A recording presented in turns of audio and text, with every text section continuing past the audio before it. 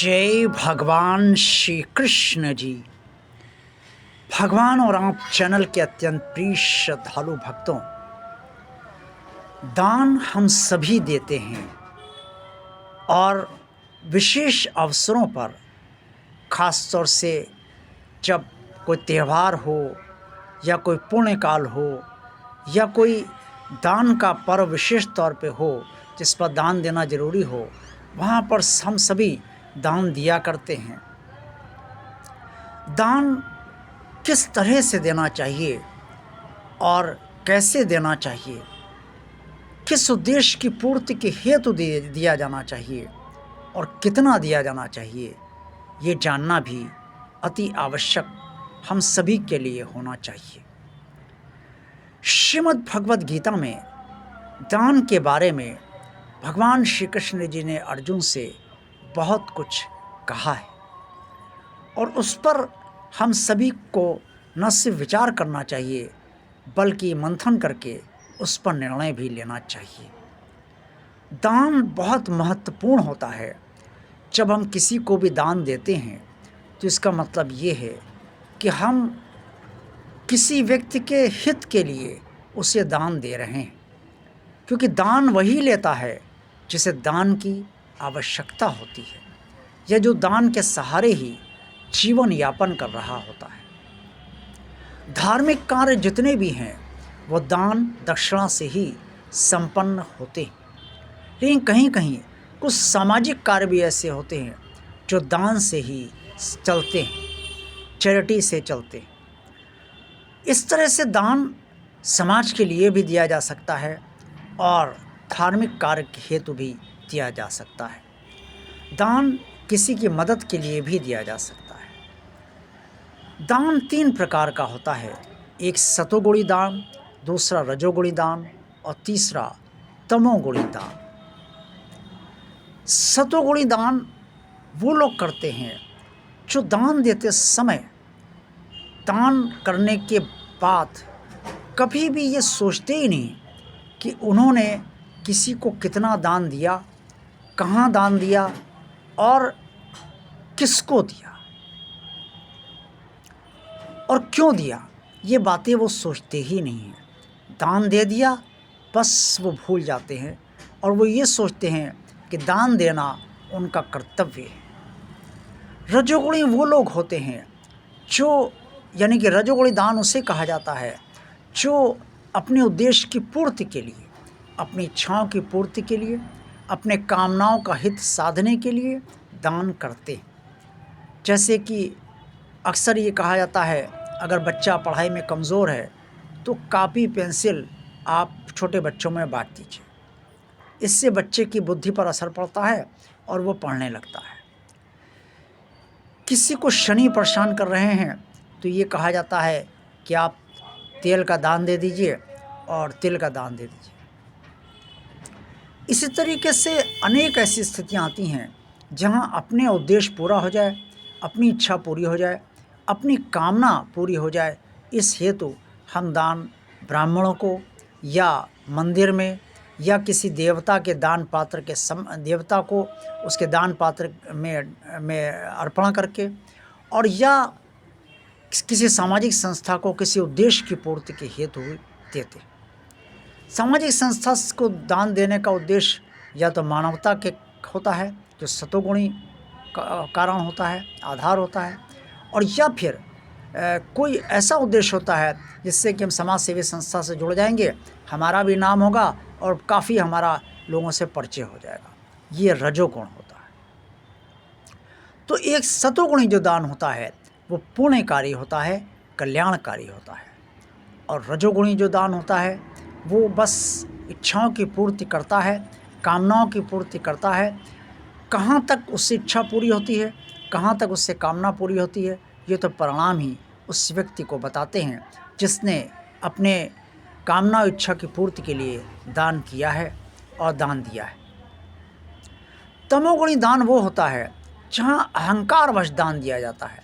मैं दान दूंगा, लोग मेरे आगे भीख मांगने आएंगे और मैं उन्हें पूरे शान शौकत के साथ दान दूंगा। खाना भंडारा करते हैं तो बढ़िया भंडारा करते हैं, ताकि लगे कि किसी एक बड़े और रईस आदमी ने भंडारा कराया है।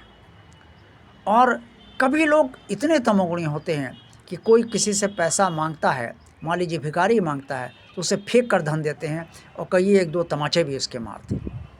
कुछ लोग अपशब्द कहकर दान देते हैं और कुछ लोग बहुत बदतमीजी के साथ दान देते हैं, ले और ले रख ले, इस तरीके की बातें करते हैं। कुछ लोग दान देते भी नहीं हैं और दान जो मांगते हैं उनका अनादर भी करते हैं और उन्हें दो चार बातें भी सुना देते हैं।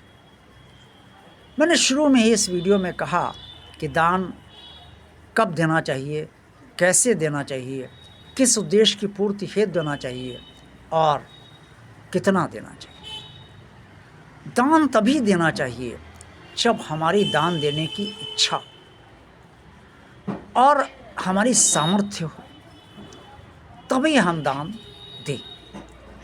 दान किसी भी समय दिया जा सकता है, लेकिन यदि दिन के समय दान दिया जाता है तो पुण्यकारी होता है। शाम के समय दान जो दिया जाता है वो कामना और इच्छा की पूर्ति करता है, और अगर रात के समय दान दिया जाता है तो वो तमोगुणी दान होता है। इसके अलग अलग फल भी होते हैं और वैसे ही फल दान देने वालों को मिलते हैं। दान का उद्देश्य सदा सतोगुणी होना चाहिए। अगर सतोगुणी उद्देश्य होगा तो हमारा कल्याण होगा, आत्मा का उद्धार होगा और पुनर्जन्म से मुक्ति भी हो सकती है, भगवान की भक्ति प्राप्त हो सकती है।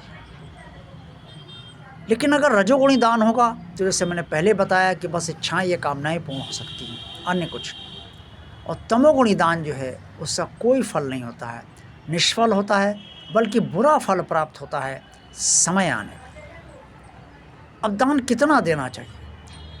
जितनी जिस व्यक्ति की सामर्थ्य हो उतना वो दान दे, क्योंकि सामर्थ्य से अधिक दान देने का मतलब है कि आप स्वयं को और अपने परिवार को संकट में डाल लेते हैं। इससे दान उतना ही दीजिए जितनी आपके सामर्थ्य हो और आपको कोई उससे विशेष फ़र्क ना पड़े और परिवार चलाने में भी कोई विशेष फ़र्क ना पड़े। लेकिन इसका मतलब ये भी नहीं है कि दान देने में बहुत कंजूसी की जाए, कि नहीं इतना नहीं, बस बहुत थोड़ा सा दे। अगर भगवान की कृपा से माया बहुत अधिक है, धन बहुत अधिक है, जायदाद बहुत अधिक है और सारी सुख सुविधाएं प्राप्त है, तो दान दिल खोल कर दीजिए।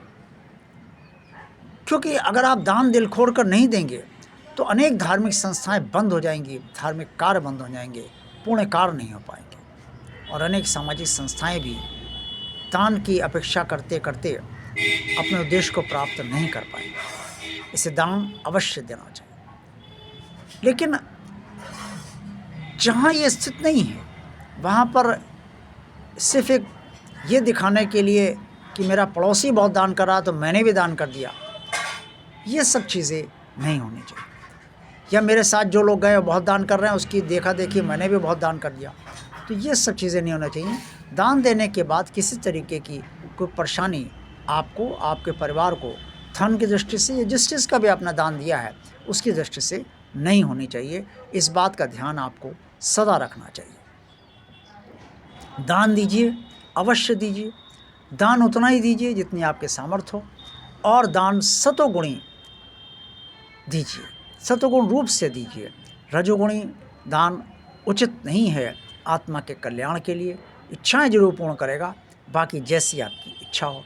और तमोगुणी दान तो अकल्याणकारी है और बुरे कर्म प्रदान करने वाला है। आज का वीडियो आपको अच्छा लगा होगा तो इसे लाइक अवश्य कीजिएगा।